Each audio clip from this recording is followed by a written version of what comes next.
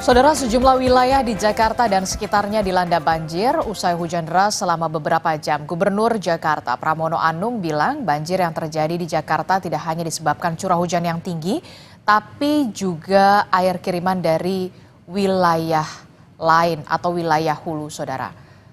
Sementara itu, kalau kita lihat BMKG memprediksi hujan deras dengan intensitas lebat hingga sangat lebat masih akan terjadi hingga beberapa hari ke depan. Lalu bagaimana penanganan banjir di Jakarta yang kerap terjadi kalau hujan deras? Kita akan bahas bersama dengan pengamat tata kota, Pak Nirwono Yoga, kemudian ada staf khusus Gubernur DKI Jakarta, ada Mas Ciko Hakim, dan juga Kapus Datin BPBD DKI Jakarta, sudah ada Mas Muhammad Yohan. Selamat pagi Bapak-Bapak, Assalamualaikum. Selamat pagi Mbak Disti.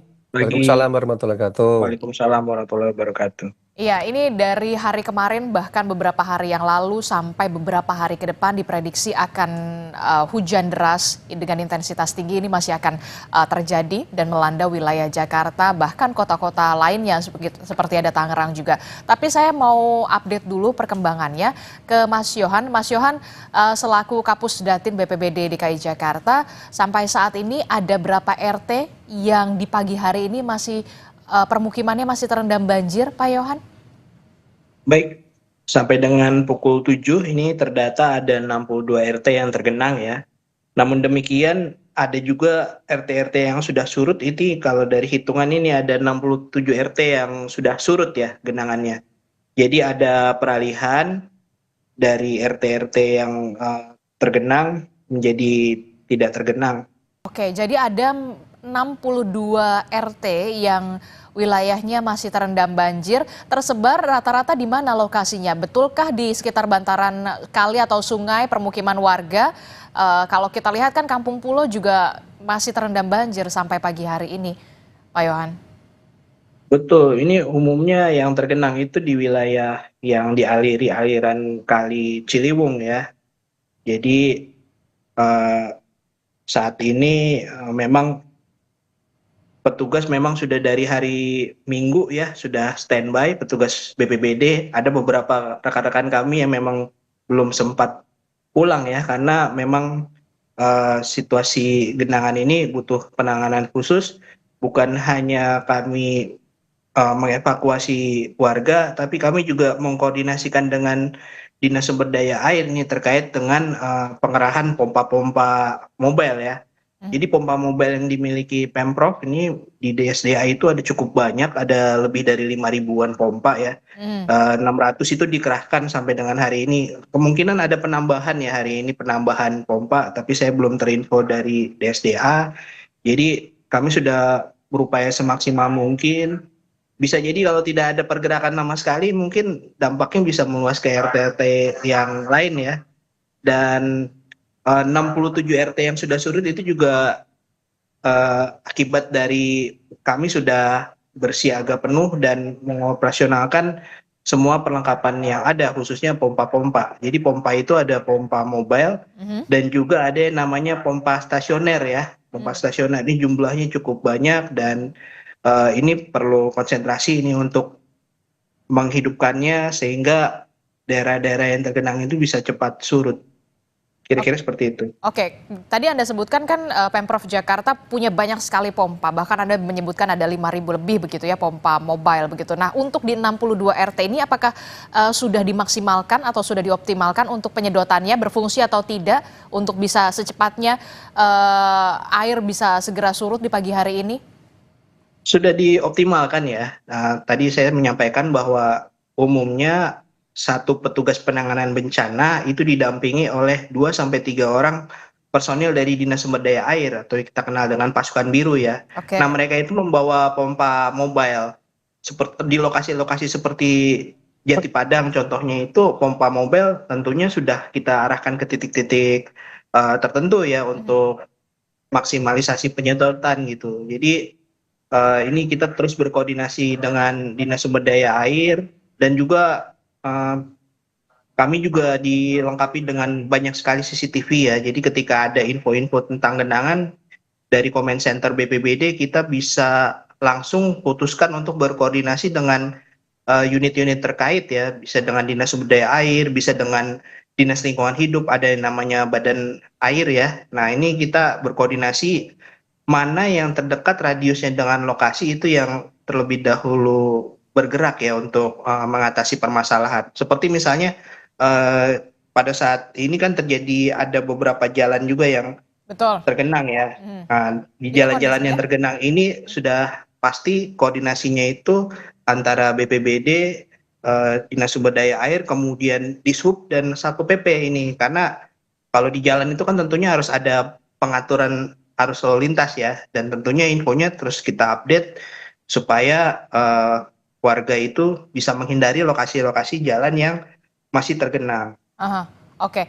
Baik, saya bergeser ke Mas Ciko. Mas Ciko, ini kan kalau tadi dikatakan oleh Kapus Datin BPBD DKI Jakarta bahwa masih ada 62 RT yang sampai saat ini masih terendam banjir wilayahnya begitu ya. Dan BMKG sudah memprediksi intensitas hujan ini masih tinggi beberapa hari ke depan. Nah, penanganan banjir seperti apa yang kemudian sedang dilakukan, dioptimalkan sampai saat ini oleh Pemprov Jakarta, dalam hal ini adalah Mas Pram dan juga Bung Rano begitu ya. Selain tadi pengerahan, pengoptimalan pompa-pompa mobile untuk menyedot air supaya cepat surut, apalagi yang dilakukan oleh Pemprov Jakarta, Mas Ciko? Jadi terkait dengan masalah banjir ini kan kita tahu ini adalah masalah klasik. Kalau bagi kami, bagi saya khususnya yang tinggal di Jakarta, udah 51 tahun, setiap tahunnya pasti kita mengalami hal-hal seperti ini. Namun tentu ini bukanlah alasan untuk bagi kami dari Pemprov DKI Jakarta untuk tidak melakukan yang terbaik dengan mengupayakan segala daya upaya untuk mengatasi, mitigasi banjir ini dan membuatnya cepat surut karena cuaca ekstrim dan kemudian juga tentu kita tahu ada 3 kombinasinya, cuaca ekstrim, banjir kiriman yang khususnya utamanya dari Kali Ciliwung yang kita tahu bersumber dari Cisarua, Gunung Gede, dari Bogor yang selalu turun ke sini dan ini yang disebut dengan banjir kiriman, dan kalau di utara dan barat itu banjir rob yang terjadi. Tapi pada prinsipnya hal-hal seperti ini seharusnya memang Pemprov DKI Jakarta dari tahun ke tahun sudah tahu bagaimana memitigasinya. Tapi kemudian kita tahu ekstrimnya cuaca dan banjir kiriman yang luar biasa ini tentunya tidak bisa kita hindari. Yang kita bisa lakukan adalah tadi yang disampaikan oleh Mas Yohan tadi terkait dengan pengoperasian pompa, ada ribuan pompa mobile, ada sekitar 600 yang statis, yang kemudian sampai hari ini mudah-mudahan tidak bertambah yang rusak, karena kemarin ada yang rusak 10 karena terendam. Kita tahu kapasitasnya juga sangat terbatas, dan tanpa menyalahkan siapapun, kami juga mengajak masyarakat kemudian juga untuk kemudian mulai berbenah dan mengubah lifestyle-nya untuk tidak lagi tinggal di tempat-tempat yang tidak diharuskan, tidak dibolehkan, khususnya seperti di bantaran kali dan lain-lain. Dan hari ini jam 8 as we speak, Pak Pramono Anung akan berkunjung ke Rawajati, segmen Kali Ciliwung, di mana beliau juga akan ada apel siaga di sana. Kemudian seluruh pasukan warna-warni yang ada di Jakarta, seluruh dinas OPD tadi disampaikan oleh Pak Yohan, ini bukan cuma masalahnya dinas sumber daya air, tapi ini juga menjadi masalah bagi dinas perhubungan, Satpol PP, untuk semua bergerak, bahkan BUMD diharapkan bergerak untuk kemudian bisa membantu para pengungsi bila memang masih ada pengungsian dan menyediakan logistik keperluan dari masyarakat, dari mulai hal pakaian, selimut, makanan, pembalut bagi wanita, pampers bagi orang-orang tua, dan lain-lain, ini supaya bisa semua digerakkan secara simultan. Dan ini dilakukan sesungguhnya sejak 2 malam lalu, di mana Pak Gubernur terus memantau hampir 24 jam, memerintahkan seluruh jajaran, tapi hari ini kita khususkan lagi untuk ada apel di Rawajati, segmen Ciliwung, di mana diharapkan seluruh masyarakat, termasuk Mas Yohan. Mas Yohan ini lagi cuti sebenarnya, tapi pagi-pagi udah berseragam dan siap untuk turun ke bawah dan meninjau lokasi-lokasi banjir. Sama saya juga, kan jarang-jarang biasanya pakai jas, sekarang pakai jaket, ada hoodie-nya nih. Dan harapan kami harapan kami tentunya cuaca juga bersahabat gitu. Kita berdoa lah supaya Ya, kita cuaca ini mudah-mudahan juga bersama-sama berdoa supaya hari ini cukup terang begitu ya, tidak mendung lagi dan tidak turun hujan. Nah, tapi Mas Ciko, yang kemudian menjadi pertanyaan saya, ini kan permasalahan klasik lah ya, dari tahun ke tahun begitu ya, selalu ketika hujan deras turun, pasti saja wilayahnya sebenarnya bisa dikatakan langganan banjir mana aja sih kan sudah terpetakan sebenarnya, Mas Ciko. Kampung Pulo, tadi juga Anda menyebutkan Rawajati. Nah, untuk wilayah-wilayah yang memang sudah terpetakan dari tahun ke tahun itu selalu banjir, mungkinkah ada opsi relokasi di sana? pastinya Disti, ini nggak bisa terelakkan. Nah itu tadi yang saya sampaikan di pertengahan apa yang saya sampaikan tadi, bahwa ini nggak bisa diselesaikan oleh pemerintah Jakarta sendirian. Ini harus sama-sama diselesaikan oleh seluruh stakeholders yang ada di Jakarta, termasuk dengan masyarakat dan warga masyarakat. Yang harapan kami mau mengubah lifestyle. Lifestyle itu apa sih? Tidak lagi canggung untuk tinggal di hunian vertikal yang sesungguhnya sudah disediakan oleh Pemprov DKI Jakarta. Kita baru saja meluncing beberapa rusun Nawa, rusun yang bisa dibeli juga unitnya, dan ke depan juga akan ada ribuan unit lagi dibangun di berbagai daerah, dan tujuan utamanya adalah apa? Untuk diprioritaskan untuk saudara-saudara kita yang tinggal di pinggiran kali, tinggal yang tempat rawan banjir, tinggal di tempat yang karena mereka tinggal di situ, banjir itu risikonya semakin tinggi. Nah ini yang kita harapkan, normalisasi tentu harus berjalan dalam waktu dekat, memang sudah direncanakan, dan kita mengajak seluruh elemen masyarakat, seluruh warga masyarakat juga sama-sama menjaga kota ini, sehingga mau melihat masa depan yang lebih baik, sehingga banjir yang kita pahami bahwa di Jakarta ini agak sulit untuk bisa menghilangkan banjir sama sekali, namun bisa diminimalisir dengan tadi pengaturan tata kota yang jelas, dan juga perlu peran aktif partisipasi masyarakat untuk turut mau melakukan apa istilahnya partnya atau bagiannya untuk kemudian bersama-sama jadikan kota ini kota yang bisa minim kalau terjadi banjir. Oke, saya ke Mas Nirwono. Mas Nirwono, ini kan tadi disebutkan oleh Mas Ciko ada beberapa hal yang saat ini akan dioptimalkan. Salah satunya adalah soal bagaimana relokasi begitu ya, dari yang biasanya huniannya tapak begitu ya, kemudian ini huniannya vertikal. Nah, yang jadi pertanyaan saya selanjutnya adalah penataan kota semacam ini efektifkah untuk kemudian bisa paling tidak mengurangi banjir, atau seperti apa nantinya seharusnya Jakarta ini harus ditata supaya jangan sampai kemudian dari gubernur satu ke gubernur lainnya kok nggak beres-beres ya masalah banjir? Ya, betul Mbak Adisti. Jadi saya concern terhadap 3 hal ya. Yang pertama tadi sudah dijabarkan dengan baik oleh Mas Yohan dan Mas Ciko ya.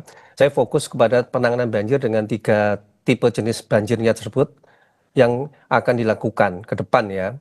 Yang pertama tentu dari banjir kiriman tadi, tentu fokus utamanya adalah pembenahan sungai-sungai yang selama ini menjadi kawasan sangat terdampak parah banjir ya. Kalau kita bicara Jakarta pasti Ciliwung ya, terus kemudian ada Kalisunter kemarin ya, terus kemudian juga ada Pesanggerahan, Angke. Nah selain itu juga tentu Kali Cipinang ya, terus kemudian Kali Mukofat, Angke, terus kemudian beberapa titik yang selama ini juga menjadi langganan banjir, itu harus dibenahi ya.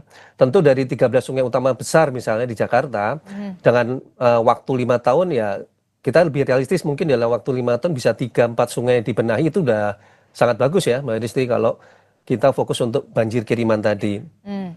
Nah ini tentu juga harus didukung bagaimana konservasi dan penegasan atau penertiban tata ruang di kawasan puncak juga harus berjalan seiringan. Bagaimana juga kalau kita bicara banjir kiriman, daerah Bodetabek khususnya daerah Puncak Bogor menjadi salah satu sentral penanganan banjir. Tidak mungkin di sungainya di Jakarta diberesin, tetapi di atasnya juga tidak ditata ulang tata ruangnya. Itu PR pertama.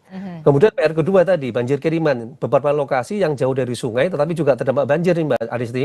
Sudah pasti harus ada rehabilitasi saluran drainase secara besar-besaran ya, karena drainase kita memang masih dalam tahap cukup untuk menampung air hujan tidak lebih dari 100 mm per hari. Sementara kemarin ini kan sudah tembus 150 ya, 150 mm per hari. Itu pun sudah belum ekstrim Mbak Siti. kalau kita ingat awal tahun kemarin kita bersama di bulan Februari ya kalau nggak salah, itu kan sudah tembus angka 250 bahkan. Artinya rehabilitasi saluran air ya harus tetap dilakukan, terutama di titik-titik yang kemarin terdampak banjir dalam waktu 1-2 jam. Ini menjadi perhatian teman-teman di SDA juga. Selain tadi pengerahan pompa. Dan ketiga, ini juga PR yang klasik tadi yaitu banjirop. Nah, dengan adanya banjirop, maka penataan ataupun pembenahan kawasan pesisir utara ini juga benar-benar menjadi PR utama untuk dibenahi. Contoh misalnya kawasan Muara Angke ya, yang merupakan daerah langganan banjir rob ini, terus kemudian kami pantau kemarin Jalan Yosudarso, RE Marta Dinata, ini kan juga selalu tergenang, berarti perlu pembenahan saluran airnya, kemudian waduknya juga kita optimalkan. Nanti sore kalau tidak salah kan Pak Gubernur akan meninjau kawasan Ancol dan sekitarnya. Nah ini tentu kita akan mendorong peningkatan pembenahan kawasan pesisir utara sebagai salah satu solusi untuk membenahi banjir rob. Jadi kita fokus ketiga banjir tadi itu, insya Allah dalam waktu 5 tahun ada perubahan signifikan Mbak Disti. Sehingga kita fokus apa yang harus dibenahi, apa yang harus dilakukan, dan kemudian berbagi tugas tentunya tadi Mas Ciko bilang. Ada yang tugasnya warga ya, kalau warga memang sudah harus pindah ke relokasi rumah susun kan tentu ini perlu perubahan budaya juga gitu ya. Itu perubahan budaya kan tidak bisa serta-merta. Jadi ada pendampingan bagaimana mereka terbiasa tinggal di hunian vertikal misalnya tadi ya, sebagai konsekuensi. Terus kemudian informasi yang kami dapat dari SDA itu untuk Kali Ciliwung, kita kan dari 33 km sudah 17 km ini Mbak Aristi. Masih tersisa 16 km. 16 km ini sampai dengan kemarin siang ya, itu sudah 10 pen yang siap untuk diberikan pembebasan, tapi masih ada 6 pen lagi yang belum. Sehingga kalau kita berhitung dengan waktu sampai dengan Desember, paling tidak 10 km dari 16 km sisa yang belum dibenahi dapat dituntaskan akhir tahun ini. Artinya ada berharap ada pengurangan banjir terutama dari Kali Ciliwung tadi secara signifikan. Insya Allah kalau itu berjalan benar, berarti sisa 6 pennya tadi semoga di 2026 tuntas ya. Kalau itu bisa, maka kita akan melihat di 2026 untuk Kali Ciliwung yang sepanjang 33 km sudah bisa ditata atau dibenahi dengan lebih maksimal. Itu catatannya Mbak. Oke, nah nanti kita juga akan bahas apa kebijakan politik yang harus dilakukan oleh Pemprov DKI Jakarta dalam penanganan banjir, kalau salah satunya adalah soal merelokasi. Lalu bagaimana bisa berhadapan dengan warga yang harus beradaptasi lagi dari huniannya tapak ke hunian vertikal, ini yang kemudian menjadi sulit juga begitu Mas Ciko dan juga Pemprov DKI Jakarta khususnya. Tapi nanti kita akan bahas lagi usai jeda, tetaplah bersama kami akan segera kembali di Sapa Indonesia Pagi.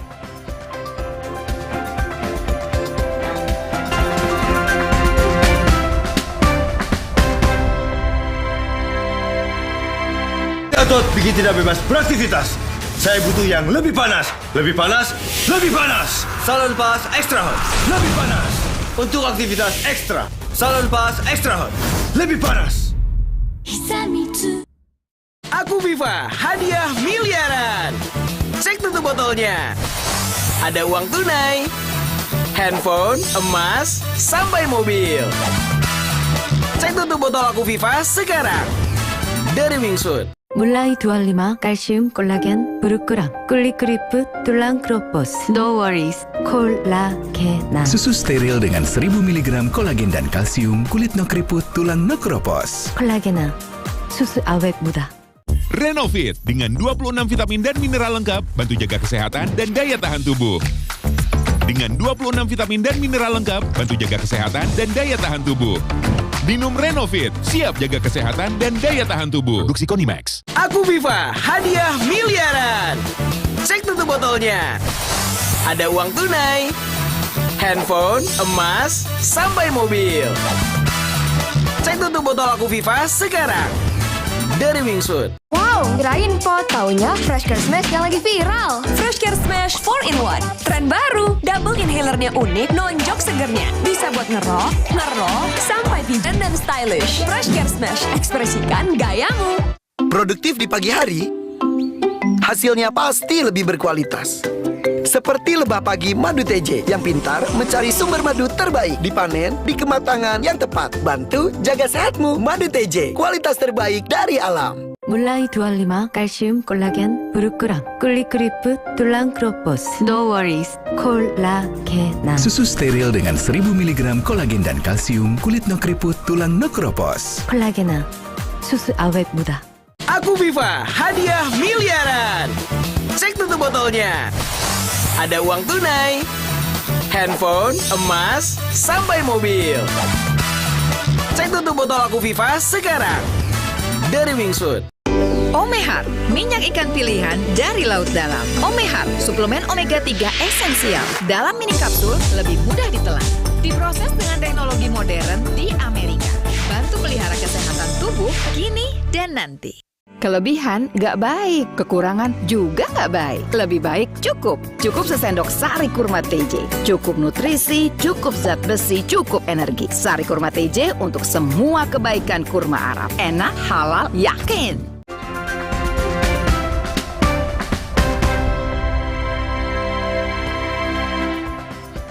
Terima kasih Anda masih bersama kami dalam Sapa Indonesia Pagi. Saudara, kita masih membahas soal bagaimana kita tahu Jakarta kerap banjir kala hujan deras, ada banjir kiriman, ada banjir karena intensitas hujan yang tinggi dan juga banjirop. Apa kebijakan politik yang dilakukan oleh Gubernur DKI Jakarta, Pramono Anung, untuk bisa mengatasi banjir di 5 tahun kepemimpinannya? Kita akan masih membahasnya bersama dengan ada Mas Ciko, kemudian ada Mas Yohan, ada Mas Nirwono Yoga juga melalui sambungan daring. Saya mau ke Mas Ciko. Mas Ciko, ini kan jadi PR besar sekali ya bagi setiap gubernur, tidak hanya Mas Pram. Setiap gubernur yang terpilih adalah soal banjir. Solusinya apa? Solusinya apa? Nah, relokasi menjadi salah satu opsi bagi Pemprov DKI Jakarta untuk bisa mengatasi banjir, khususnya di wilayah yang langganan banjir.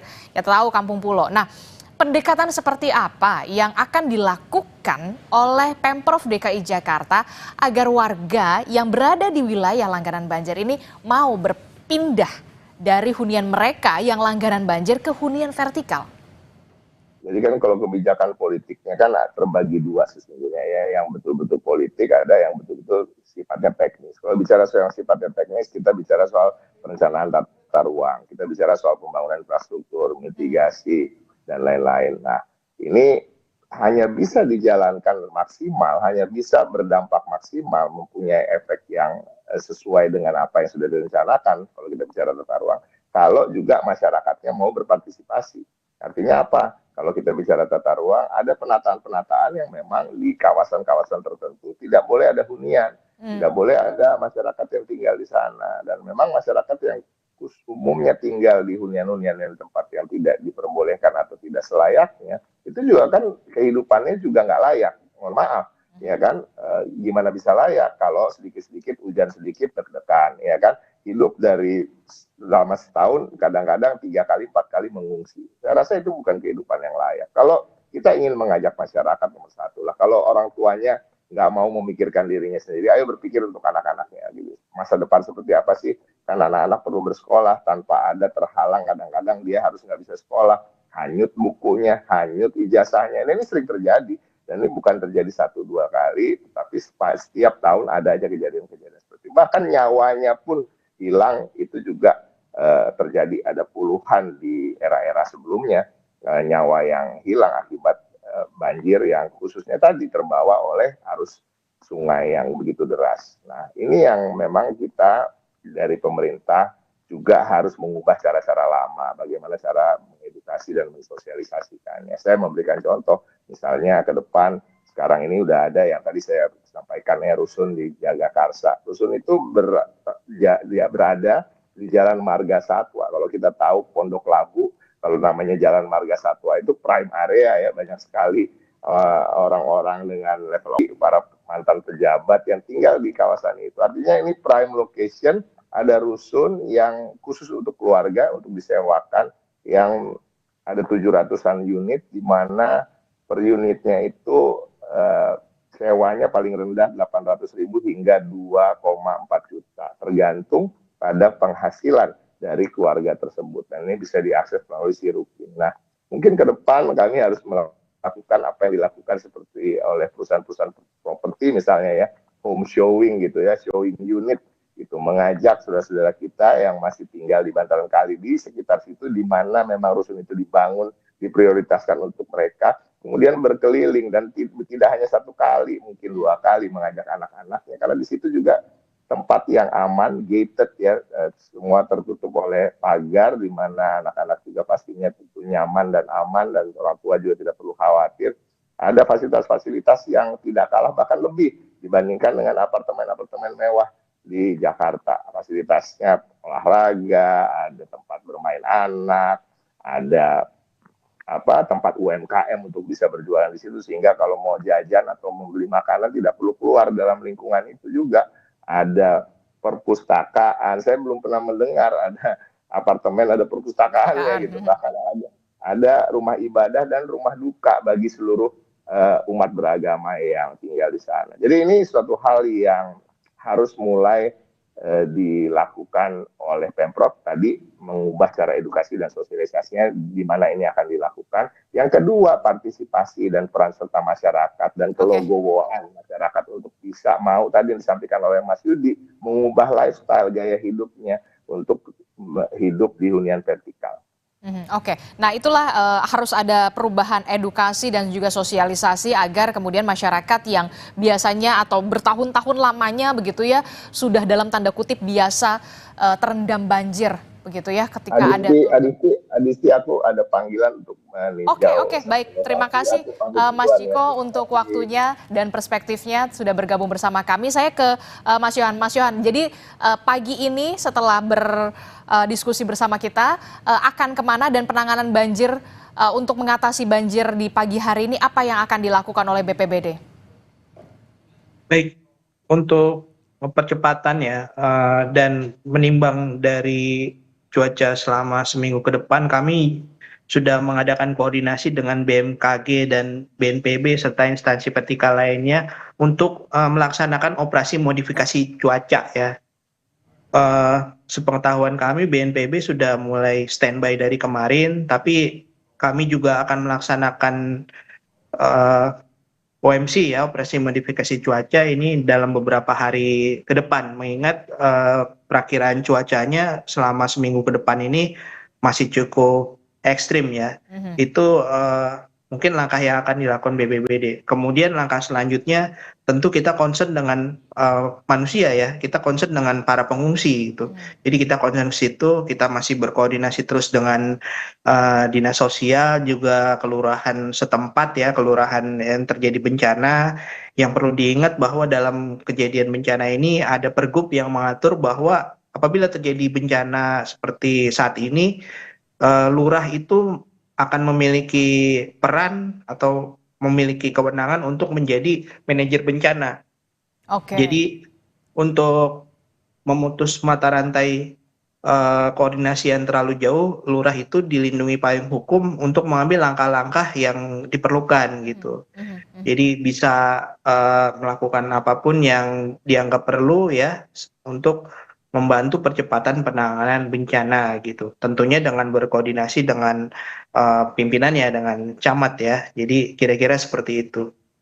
Oke, jadi tidak perlu untuk mengambil keputusan dengan cepat dan juga tepat, lurah di kondisi-kondisi seperti ini bisa langsung sebagai pengambil keputusan ya, tanpa ada birokrasi yang panjang begitu ya, Mas Yohan. Dan ini yang harus dikoordinasikan dan disosialisasikan. Mungkin saja banyak lurah yang belum tahu soal ini karena memang dilindungi oleh payung hukum seperti itu. Saya mau ke Mas Nirwono. Mas Nirwono,